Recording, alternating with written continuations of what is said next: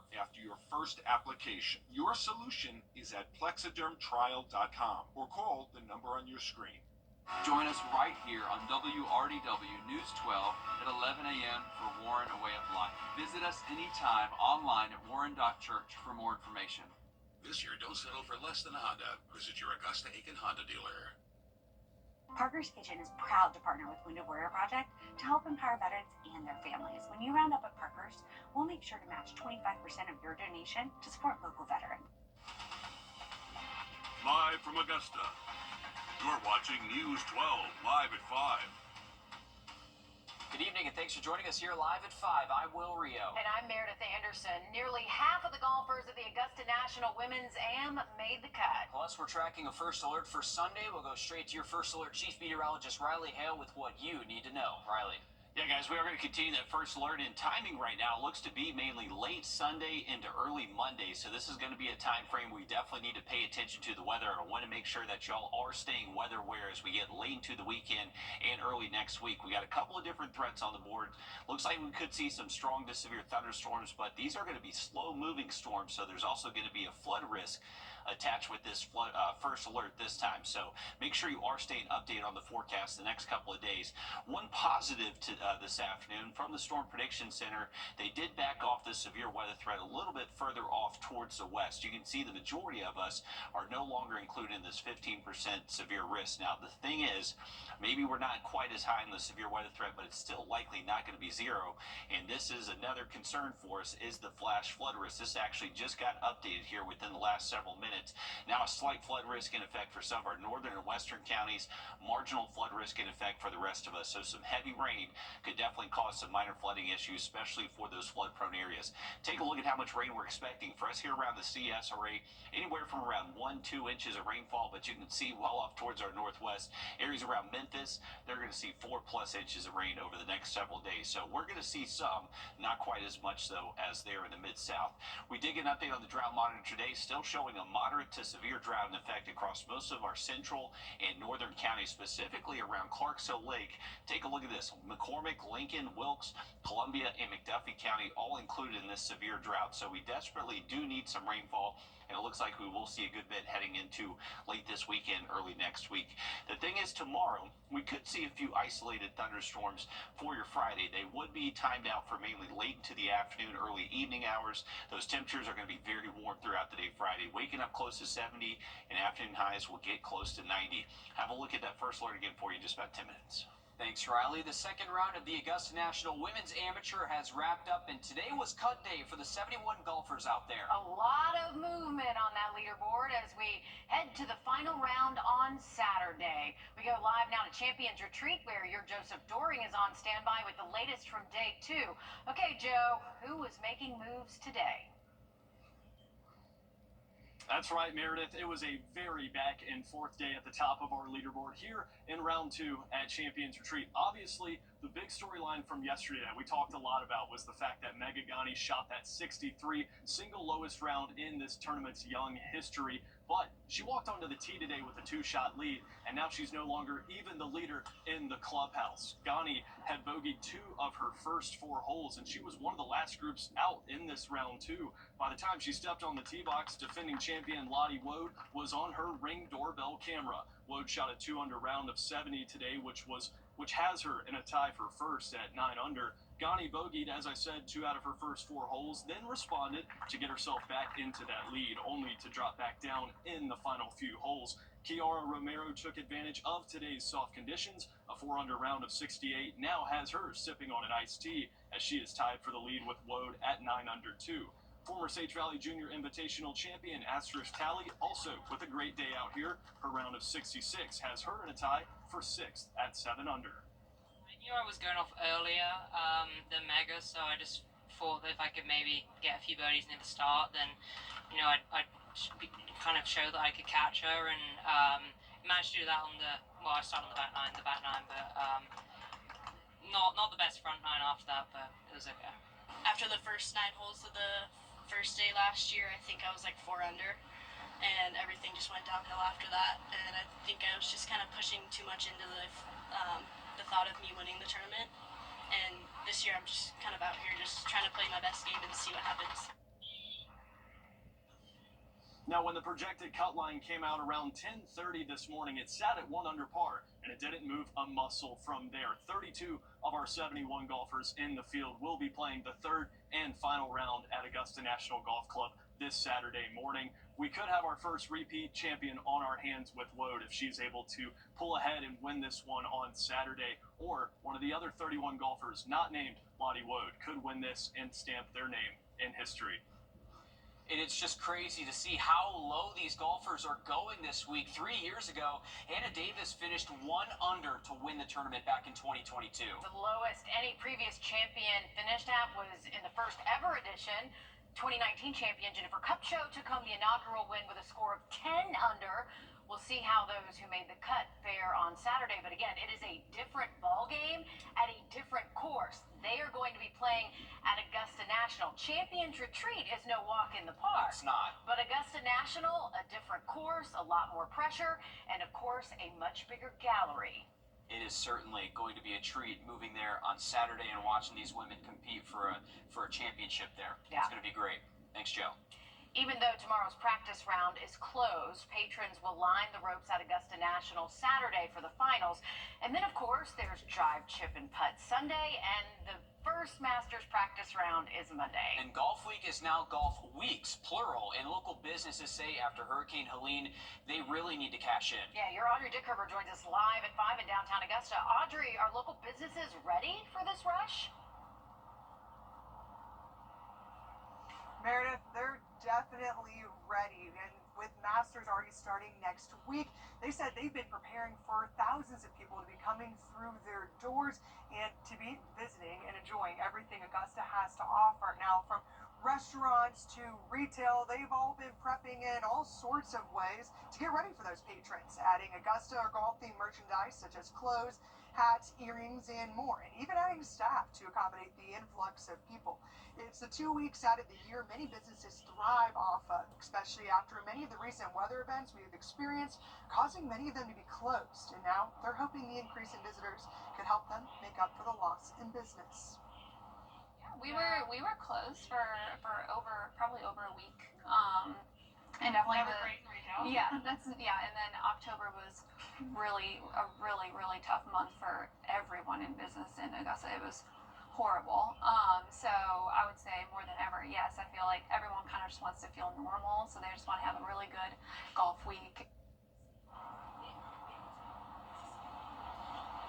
And coming up all new on News 12 at 6 o'clock, we're going to hear from more businesses about why business during Golf Week is so important. It really is. A lot of businesses are counting on these 2 weeks. Also known as the 13th month of the Yes. year to a lot of our local businesses. Thanks for that, Audrey. And as the Masters inches closer, we're on your side to help get you ready. Join us Monday at 7:30 as we tee off to the Masters.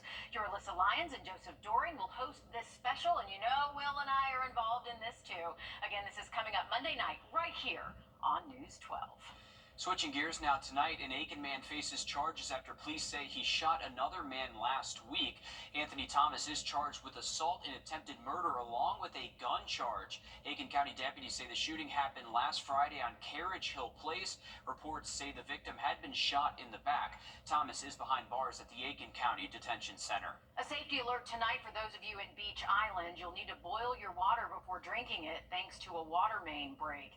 If you live on or near Pine Log Road between Glenwood Drive and Hillman Streets, Keys Dairy Road and the Oxford Place neighborhood, and of course the other areas listed on your screen, you do need to boil your water for at least 1 full minute. And we're on your side here with a water safety alert here.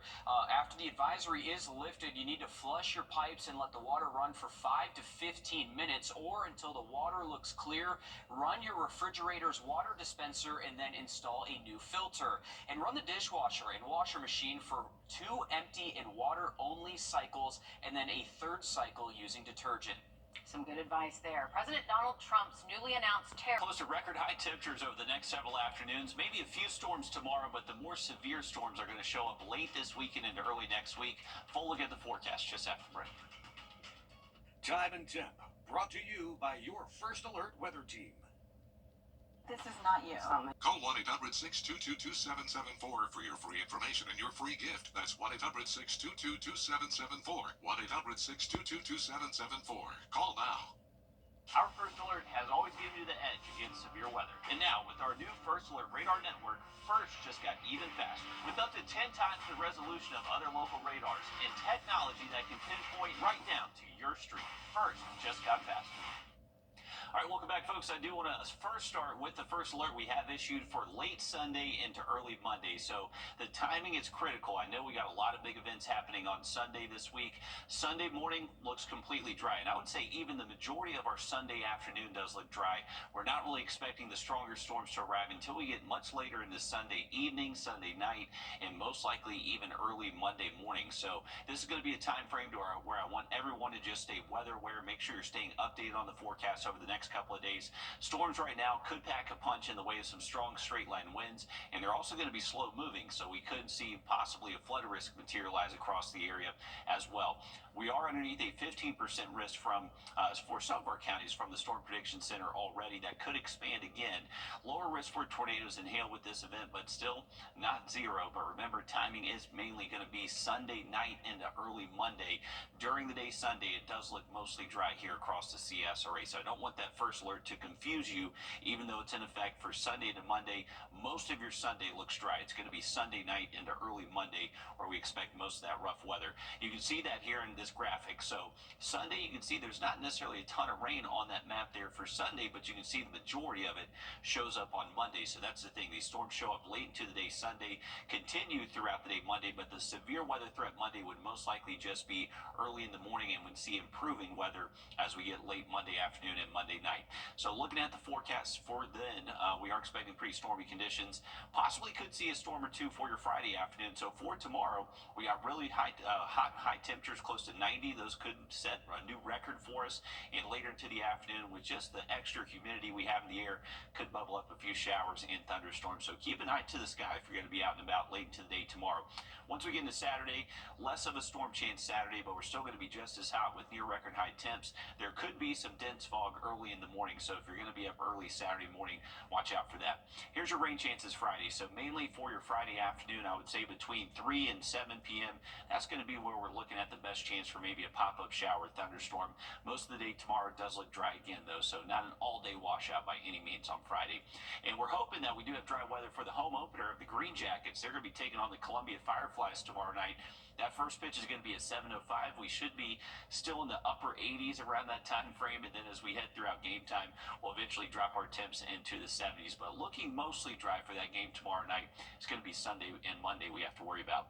Here's a look at the high temperatures for the next couple of afternoons. So for today, we are getting close to 90 in many spots. Tomorrow, I think we could get close again, and then Saturday, just as close to that record high temp. So this is something we're going to keep a close eye on. Right now, we do look mostly dry on Saturday. Sunday into Monday, that's when the first alert is in effect. Make sure you're staying updated on the forecast. Have that first alert weather app downloaded. Once we get past the rain Monday, take a look at that temperature drop, possibly waking up in the 30s by next Wednesday morning. Sounds good. Thanks, Riley. A farewell to the 4 Georgia soldiers. Now, all 4 soldiers were deployed to different...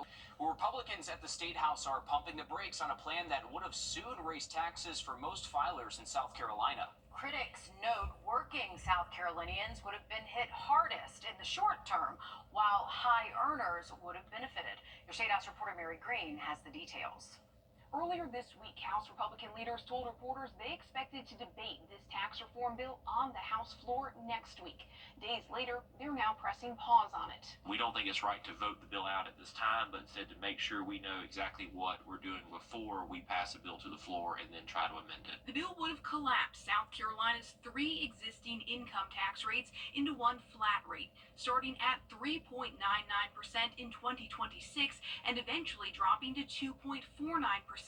As state revenues allow. A fiscal impact report released earlier this week found around 60% of South Carolina filers would see their taxes go up by by an average of several $100s when the initial flat rate of 3.99% kicks in. South Carolinians making between $10,000 and $150,000 a year would have been hit hardest. Proponents noted many would eventually see their taxes cut upon full implementation to the 2.49% rate. The bill has dozens of Republican co-sponsors, but several have since removed their names as supporters following the fiscal impact report's release. Members of the House Ways and Means Committee say they've gotten a lot of pushback and want to first get estimates on how alternate proposals could impact the budget and taxpayers before they move forward. The legislative process is that you introduce a bill, you get input from the different stakeholders, you make those changes that make sense. We're going to continue to do responsible budgeting at least as long as I'm chairman. House Republicans say they still hope to get a tax reform bill passed in 2025. But it is important to note, time is dwindling here at the State House for this year's legislative session, which ends in early May. Reporting from the State House, I'm Mary Green. Thanks, Mary. The Augusta National Golf Club is opening a new rideshare lot for the Masters tournament. It's located off Washington Road across the street from Kroger. A permit is required to enter the lot. Can never use enough parking during Masters. No, and that will definitely help with all the Ubers and Lyfts in town. The Augusta Airport is in the spirit of Golf Week. We show you how they are decking the halls when we come back. First Alert Radar. Well, 24 local students are headed to the National Civics Bee competition. 20 middle schoolers were chosen from a pool of other local students who submitted essays proposing ideas to improve their communities. Schools selected include Grovetown Middle, Lakeside Middle, Columbia Middle, and Greenbrier Middle. Columbia Middle had the most essay submissions for the competition. The top 3 finalists from this upcoming event will advance to the state finals in Atlanta. That's in June. From there, they could move on to national in Washington, D.C., where they could win prizes of up to $50,000. So big congratulations to a lot of our local students. Yeah, and good luck. Best of luck. That could be some good college money. The Augusta Airport is offering an immersive Golf Week experience. Upon arrival, passengers can journey through everything golf related, from greens, yes, to the beautiful azaleas. Now, this comes as the airport announces direct flights to multiple cities for Golf Week. There will also be live music by local talent greeting passengers in the gate area starting Monday. That's pretty awesome there. What an entrance to Augusta. I know. How Welcome to Augusta. You know what? First impressions matter, don't they? They do. Lasting impressions. Yes. Again, Delta Airlines will offer direct flights to cities including New York, Detroit, Boston, and Austin. American Airlines will offer direct flights to cities including Miami, Chicago, Philadelphia, and Phoenix. We have a full list of direct flights on our website, wrdw.com. Just search direct flights. We're back after this.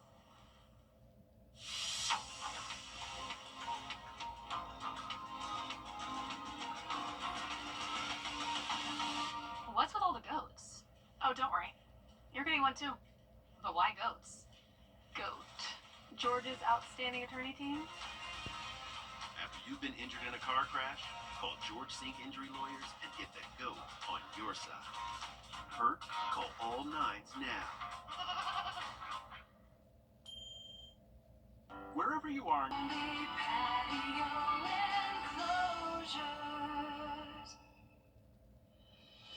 Some moments are too perfect for words.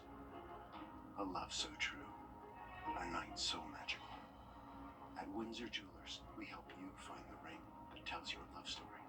A ring as timeless as your forever. Because when the moment is right, only the perfect ring will do. Windsor Jewelers, where forever begins.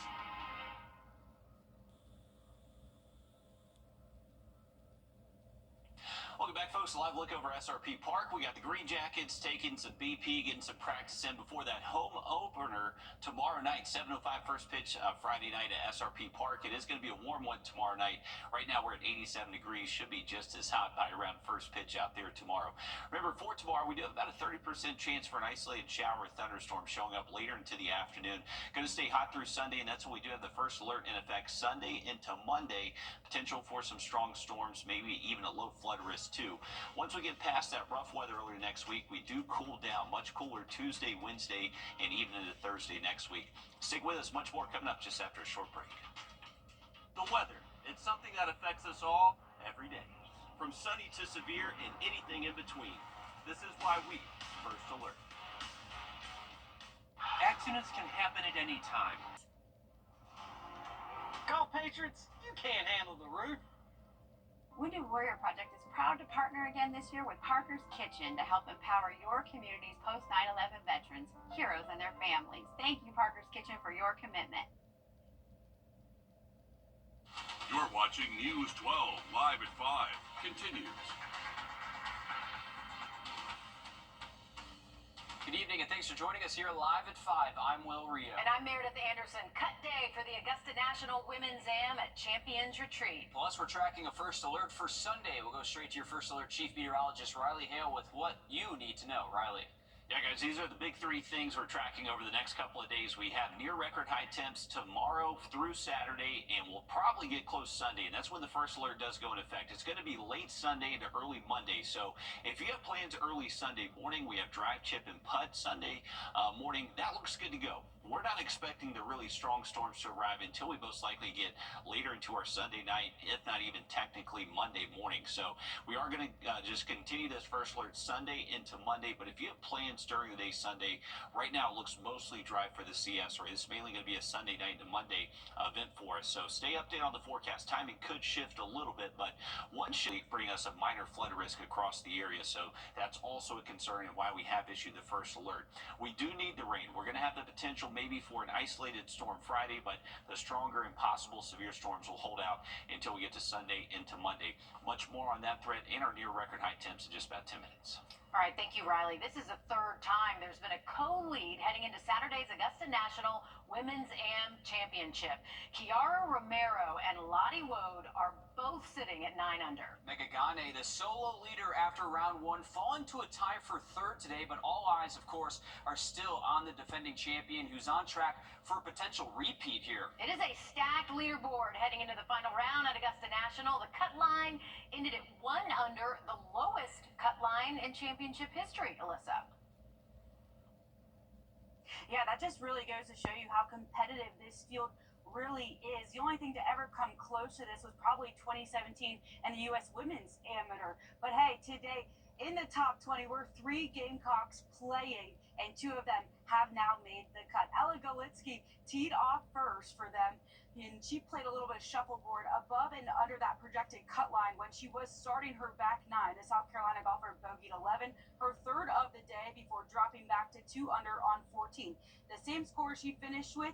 Louise Rydquist played in one of the best groups of the day with Lottie Wode and Jasmine Q. Rydquist had 2 eagles, 1 on 3, the other on 18, where of course she had to do the eagle flat to end it. She's 2 under heading into Saturday about that 18 play. Just kind of smoked a drive of the tee, and then we realized that I was able to go for it. So me and my caddy just agreed on that it's the smart and the best play to stay aggressive right there. So we did and executed very well and made the putt for eagle. So just very, very good. One of the names that was supposed to be in there but didn't make it into that cut line was Hannah Darling. We know she's been a constant here at the Augusta National Women's Amateur, posting the lowest round after 18 holes last year, but she is 3 over, so she has missed the cut for the second time in her career here at the Augusta National Women's Amateur. Katarina Dunn also out at the cut line, 4 over. So her and Josh Brewer, the former head coach of Georgia, both heading back to Eastern Michigan, but still wearing Georgia on their chest, obviously. But Mirabelle Ting, that was somebody that we've been talking about all week long and somebody we've been paying attention to. She helped give Augusta the NCAA championship berth. She had her best round at the Augusta National Women's Amateur. She shot a low round of 68, a huge improvement from yesterday. She bogeyed 3 times, double bogeyed once on the back 9, going 4 over. Her outing pulled her even today, but that cut line not too generous in the end. Ting is out. You know, yesterday I just wasn't able to accept what happened with my irons, and you know I keep asking myself why do I have this kind of shots, and why, and the more I figure and the more why I have, the worse it gets. So you know, I just try to play with what I have today. Now, Ting has been a constant here in the Augusta area. This is her second time playing. For sure, she's gonna be back in the hunt. She is the number 3 overall in the women's amateur golf ranking. So she'll be back, and maybe she uses tomorrow's practice round like Kiara Romero did last year as a chance to learn the course, to get back there, and maybe she'll even be in the hunt for number 1 next year. It's why you play these tournaments. I mean, surprises happen every single year. Absolutely. And we were just saying, like, wow, that's a big name not to make it. Yeah, and we heard a couple of the players talk about being aggressive, and they're talking about that after the second round, maybe when they didn't make the cut. I mean, you look at where the leaders are at 9 under right now. It almost forced a lot of those players to have to play aggressive to try to catch up to Lottie Woad and some of those other leaders. Yeah, but everybody gets a chance to play Augusta National tomorrow. That's a good consolation prize for playing an Augusta National Women's Amateur. Absolutely. Thanks, Alyssa. Homelessness, it is an ongoing issue in Augusta. So the city created the Homeless Task Force to break through the barriers that are holding people back. Under new leadership this year, the task force opened new mailboxes for those without a permanent address, and in a couple of weeks, they're rolling out a pilot program with one-time bus tickets for those who need to get from point A to point B. Your Sydney Hood is live at 5 in our newsroom. Sydney, walk us through how this program will help. Well, transportation is a barrier the task force says they are working daily to address, because for some, missing a ride can mean missing work or a doctor's appointment. But this bus ticket right here, which is, they're calling it the community care bus ticket, it's just one piece to helping those who can't get from point A to point B. For some, getting help isn't just about finding the right services, it's finding a way to get there. We already know that transportation is our number one problem for folks not being able to get to where they need. The community care bus ticket aims to change that. That's for people who are literally walking on foot to 2 different jobs, but they simply can't get to Mike Paget Highway to get to Serenity to get their medicine, and then make it back in time to get to their job. The ticket provides transportation to 5 locations the Homeless Task Force identifies as massive barriers. We want to make sure we're holding people accountable for their own actions, but also this is really going to help the people who really want to help themselves. The goal? To remove barriers standing in the way of progress. We want you to be able to take your medicine so that you can have a fulfilling job that you stay with, and we want you to thrive. And if you're not able to get from point A to point B, we can't expect you to do that. The task force plans to start this pilot program sometime after tournament week. All right, thanks, Sydney. This could help a lot of people just get through one big hurdle that they have just to get the services that they really need. Yeah, good resource for our community for sure. Thanks again, Sydney.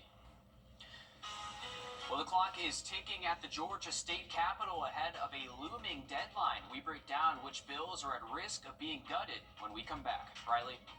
Well, we are looking mostly dry if you're heading out for your Thursday, but a few storms possible again tomorrow, and then we are tracking potentially severe storms late Sunday into early Monday. Much more in the forecast just after the break.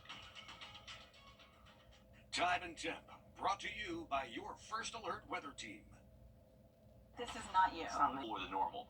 Cooler than normal temperatures also means our severe weather chances should stay low most of next week. So once we get past Monday, we're keeping our fingers crossed for just a little bit cooler Masters week for us next week.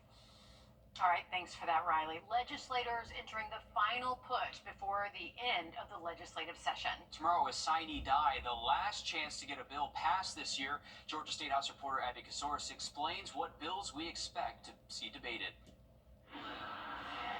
Quiet Georgia Capitol on Thursday. Workers stacking bill packets to drop on lawmakers' desks. Empty chambers as lawmakers take to their offices to come up with a game plan as the time clock ticks down. Last night, we fought. We fought in both chambers, and I expect to see more of that fighting happening again tomorrow. Democrat State Senator Kim Jackson battling Republican-led zombie bills that were gutted and became something totally different from the original, like a bill now banning DEI programs in Georgia schools, once meant to give teachers the ability to roll over more PTO days. Jackson tried amending it to make sure schools could still teach about the Holocaust, slavery, evolution, but her amendment failed. On the passage of the bill, the yeas are 33 and the nays are 21. Now that bill is in the hands of House members who could vote on the measure on Friday. We expect House members to vote on tax incentives for gun-safe storage and a bill changing the state's health care policy. Trans employees could no longer use their health plan to pay for trans care. The bill is carried by State Senator Blake Tillery. You have to remember that it's not your money you're spending, it's everybody else's in Georgia. The Senate likely to vote on a bill to increase tax credits for parents per child. It's one of the last priority bills for Lieutenant Governor Burt Jones. The House and Senate still have to agree to a balanced budget. The fear is if they're still too far apart, they'll have to battle it out until they agree. In Atlanta, I'm Abby Kasouris. First Alert Radar, powered by Jim Hudson Automotive Group. Get ready, Barnwell. Tonight, the massive table rock blaze is nearly 100% contained. And the recent rain, that has had a lot to do with that. Now, this doesn't mean the fire is under control. It just means it's not at risk of spreading. The fire is nearly 14,000 acres in size as it continues to burn tonight. The South Carolina Forestry Commission says they are still on high alert to make sure the fire doesn't spread any more than it already has.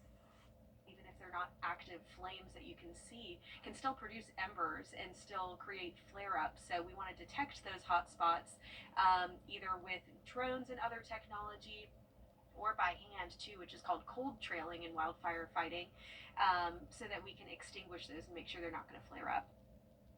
4 teenagers are facing charges after allegedly setting the fire. They could face up to 30 days in jail and pay up to $200 in fines. Well, dozens of local students are advancing to the National Civics Bee competition. 20 middle schoolers were chosen from a pool of other local students who submitted essays proposing ideas to improve their communities. Schools selected include Grovetown Middle, Lakeside Middle, Columbia Middle, and Greenbrier Middle. Columbia Middle had the most essay submissions for the competition. The top 3 finalists from this upcoming event will advance to the state finals in Atlanta. That's in June. From there, they could move to the nationals in Washington, D.C., where they could win prizes over $50,000. So good luck to a lot of our local students there. Yeah, that's some good money for college scholarships. Well, the Augusta Canal between Savannah Rapids and the Pump House were recently opened for the first time since Hurricane Helene last year. Can you believe that? More than 6 months after the storm. I know. It feels like yesterday, but also like 2 years ago. Yeah. Only the canal is open for kayaking until April 16th before it will close again. Riley took advantage of the brief window it's open in this episode with Reelin' with Riley. Today on Reelin' with Riley, we are fishing one of my favorite bodies of water, the Augusta Canal, specifically between the Savannah Rapids Pavilion Park all the way down to about I-20 and the Pump House Station.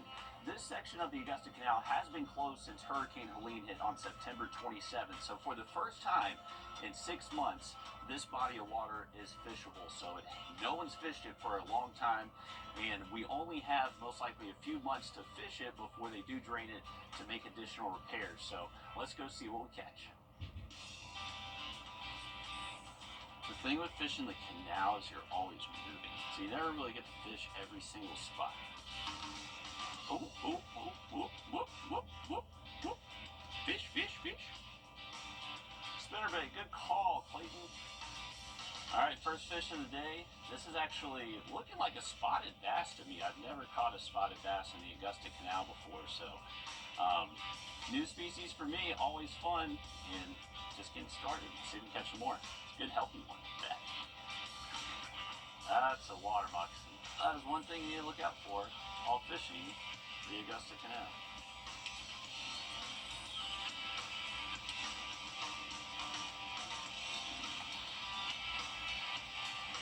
Pickerel!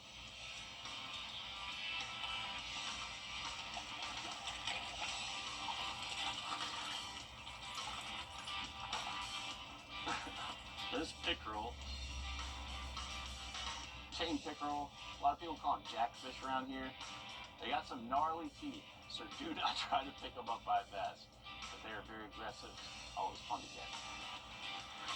Ooh. Oh, oh.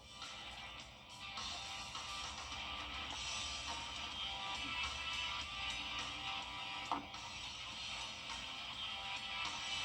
think this is another pickerel. Pickerel. I don't know if you can get a close up on his teeth, but he has some pretty sharp teeth. So, very aggressive fish. Catch a lot of them in the canal. Looks like this guy may have got attacked by something. Maybe a bird or something. Very pretty fish, though. Very pretty fish. Here. Easy catch and release. Oh, dude, he annihilated it. I really don't want to take you off, Mr. Pickerel. Got some sharp teeth.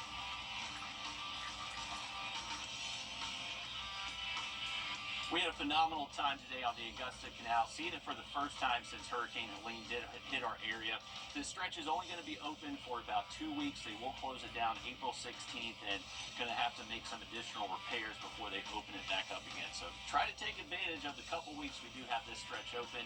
We ended up catching a few pickerel, hooked a couple bass, landed one of them, and caught actually my first spotted bass in the canal. That was the first time I've ever actually seen a spot in the canal here. So great day overall. My favorite fishery to fish. Join us next week to see what we catch. I'm really good at easy catch and release. If that's what fishing is, I'm a pro already. You know what stood out to me the most, though? That water moccasin. Oh, yeah. Hard bass on a water moccasin. No. You got to look out for those, especially on the canal, especially now that we're warming up as well. Always got to watch your step and watch where you're paddling too, and really try to avoid the trees if you're on the canal. Those snakes can sunbathe in those trees, and also saw a couple wasp nests that you definitely do not want to interact with either. But the canal, honestly, we saw tremendous damage from Helene, obviously, but you can tell all the hard work that the crews have really been putting in here over the last several months trying to get us back to normal. So it's getting there, but still additional repairs going to have to be made. So only open for the next couple weeks. Did you notice that it was like really thinned out with all the trees that were going out there? Was it changed a lot? There were definitely stretches where multiple trees down. You could see clear sky to where it was mainly just a very dense tree canopy where it once was. So yes, big changes along the canal trail. Definitely looks different in a number of spots. And probably good fishing because no one's been there for a while. Yes, absolutely. The fish were biting, thankfully. We actually got our first cloudy day to fish for Reeling with Riley, so thank you for Clayton there. But, hey, if you're heading out tomorrow, good time to fish is going to be early in the morning and then just after sunset. Now look at that 7 days just after break. At Wrdw, it's the 2025 Little Roy and Lizzie Music Festival, May 1st through 3rd in Lincolnton. Get your tickets now. Welcome back, folks. Take a look at our 7-day forecast. Remember, for tomorrow, we are going to have the potential for maybe an isolated shower or thunderstorm later into the afternoon. Should be mostly dry Saturday. We're going to keep our temperatures hot, close to 90 degrees. Our first alert is in effect late Sunday into early Monday. Make sure you're keeping it here for those updates. All right, thanks, Riley. Stick with us. We have more news, weather, and sports coming up after a short break on News 12 at 6 o'clock. The weather. It's something that affects us all every day. From sunny to severe and anything in between. This is why we first alert. Injured and thinking of taking on the insurance company alone? Hit the brakes. Call George Sink Injury Lawyers. We'll take care of everything so you don't have to. Get George Sink Law Firm on the line for 999. Autistic Voices Matter.